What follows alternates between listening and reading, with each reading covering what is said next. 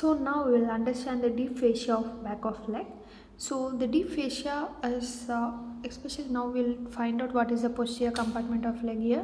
You can see here this is the anterior compartment of the leg. This is the lateral compartment. This is the posterior compartment. So how this is formed? Mainly it is divided by means of a posterior intermuscular septum, which is dividing the lateral compartment from posterior compartment, and of course the interosseous membrane, which separates the anterior compartment from posterior compartment. So let us see the anterior relations to this posterior compartment of leg.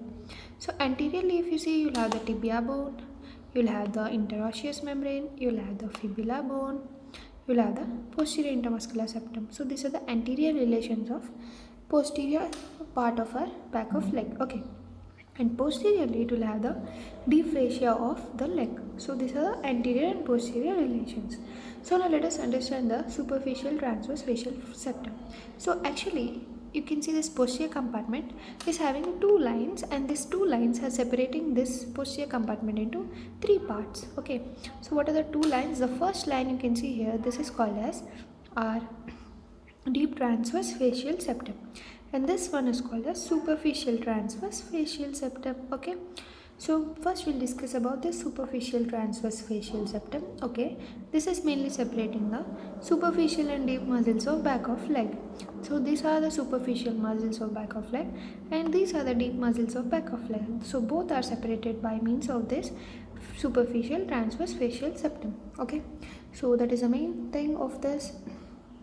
And also this encloses the posterior tibial vessels, tibial nerve, and above it is attached. You can see this superficial transverse facial septum. Above it is attached to the soleal line of the side of tibia, and below it is attached to the posterior side of the fibula. Okay, and below the origin of soleus, it becomes continuous with flexor and superior peroneal retinaculum. Okay, remember that. And medially it is attached to medial border of tibia, and laterally it is attached to posterior border of fibula. Okay, so now let us understand the deep transverse facial septum. So this one is deep transverse facial septum, which in turn divides the you can see the long flexors of toes, and also from the tibialis posterior. So this is tibialis posterior, this is long flexors of toe. They both are separated by means of a deep transverse facial septum. So this deep transverse facial septum, above it is attached to the interosseous membrane. You can see this side it will be mixing with the interosseous membrane, and below it blends with the superficial fascia septum. Below it is continuous with this superficial fascia septum, and medially it is attached to vertical ridge. This is medial side because this is tibia, right? This is fibula, means lateral side. So medially it is attached to vertical ridge on posterior surface of our tibia, and laterally it is attached to the medial crest of fibula. You can see here. Okay, so this is about our deep fascia. Very simple. So in short, if you want to summarize this, just remember that it is between the interosseous membrane and posterior intermuscular septum.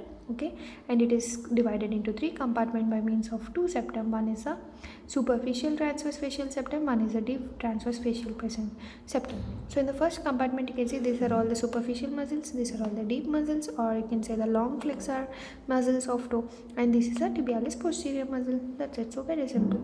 So now let us understand the flexor retinaculum of the leg. So here you can see the flexor retinaculum of leg. It is also a part of our deep fascia of our back of leg. So okay, let us start with the flexor retinaculum. So the flexor retinaculum is nothing but it is between the medial malleolus and the calcaneus muscle. You can see this black color line, this imaginary line, which is representing the flexor retinaculum of the leg. So this is mainly present on the medial side of the leg. So first let us understand this labeling part. So of course this is the medial malleolus. So next to medial malleolus you will have the navicular. Of course here also will be the talus, right? So talus, navicular, medial cuneiform, first metatarsal, and our phalanx, that is the proximal phalanx and the distal phalanx. Remember that in the lower limb you will not have the middle phalanx, or especially for the great toe, right? same like how it's homologous with our thumb finger, right? And so you can see this retinaculum is between the medial malleolus and calcaneus. Okay, so what are the structures which are passing into it? Let us understand now. So the from the medial side to lateral side, the first one which is passing is our tibialis posterior. So I'll pinpoint it. So this one is the tibialis posterior. Okay, this one. Okay, so first one is tibialis posterior. Okay, and the second one is tendon of flexor digitorum longus. So you can see here the flexor digitorum longus, right? So according to names, you can remember why this flexor retinaculum we are studying now in the back of leg deep fascia, because all the back of leg muscles, like of course few muscles, especially only the three muscles, that is tibialis posterior, flexor digitorum longus, flexor hallucis longus are passing here, and of course some artery and nerve. So only three tendons of muscle. So first one is tibialis posterior, okay, and the second one is flexor digitorum longus. Digitorum, understand, means it is going to digits of your leg, okay, and it's a long muscle. Next comes up flexor hallucis longus. Hallucis means it will go especially to the great toe, right, and it's long muscle, so that is a flexor hallucis longus. So these are the three muscles which are present here, okay, and also you have the posterior tibial artery. So we are discussing from medial to lateral side, right? So first medial most is a tibialis posterior, okay, and next medial most is a flexor digitorum longus. Next comes the posterior tibial artery. You can see this artery red color. This is the posterior tibial artery and its terminal branches. You know, it will divide into two parts, that is the medial and lateral plantar arteries and nerves. Actually the nerve is also accompanying it on the side, so it will also divide into two parts, okay, that is medial and lateral plantar nerves, okay. So after our posterior tibial artery, we'll have our nerve, tibial nerve and its terminal branches, okay. After that you'll have the tendon of flexor hallucis longus, this one. So this is the order from medial to lateral side, very simple to remember. And these all tendons occupy a separate compartment which is lined by synovial sheet, and the nerve and artery share a common compartment. You can see the nerve and artery are sharing the common compartment.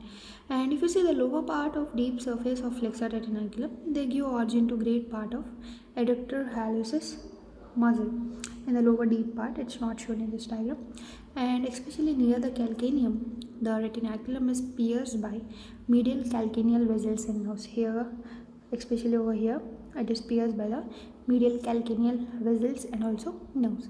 So that's it about this. And one more important thing which you need to remember regarding our flexor digitorum longus is the flexor digitorum longus crosses the tibialis posterior before entering the flexor retinaculum, and after entering the flexor retinaculum it crosses the flexor hallucis longus.